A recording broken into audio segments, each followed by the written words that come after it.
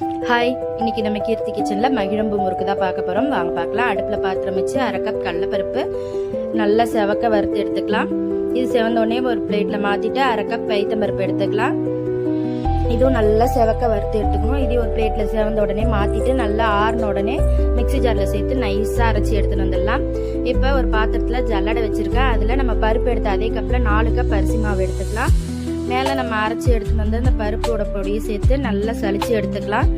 சளிச்சுட்டு இதுக்கு நம்ம தேவையான அளவு உப்பு, 1/2 ஸ்பூன் பெருங்காய பொடி இதெல்லாம் சேர்த்துட்டு 2 ஸ்பூன் எண்ணெய் சேர்த்துக்கலாம்.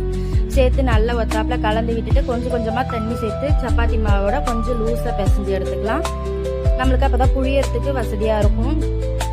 ரொம்ப கஷ்டப்படாம ஈஸியா புழிஞ்சிக்கலாம். நம்ம முறுக்கு குழல்ல போட்டு இப்போ மாவு ரெடியா எடுத்து வழக்கம் போல நம்ம புளியார் பிடிச்சி வச்சுட்டு அடுப்புல எண்ணெய் வச்சிடலாம். எண்ணெய் சூடாகிறதுக்குள்ள நம்ம முறுக்கை புழிஞ்சிக்கலாம்.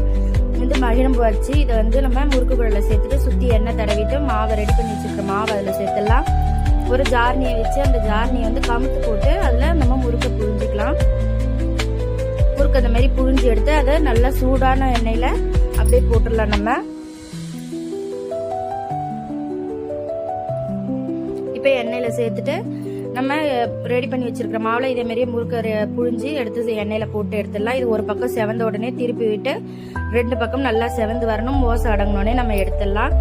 நம்ம கடலைப்பருப்பு பைத்தம்பருப்பு சேர்ந்துருக்கிறதுனால இந்த முறுக்கும் கலராக தான் இருக்கும், வெள்ளையா இருக்காது. ஆனால் டேஸ்ட் சூப்பராக இருக்கும். இப்போ 2 பக்கம் நல்லா செவந்து வந்துடுது, ஓசை அடங்கிடுத்து எடுத்துடலாம். நம்மளுடைய மகிழம்பு முறுக்கு சூப்பராக ரெடி ஆயிடுது. சூப்பராக இருக்கும். கண்டிப்பாக ட்ரை பண்ணி பார்த்துட்டு சொல்லுங்க. தேங்க்யூ.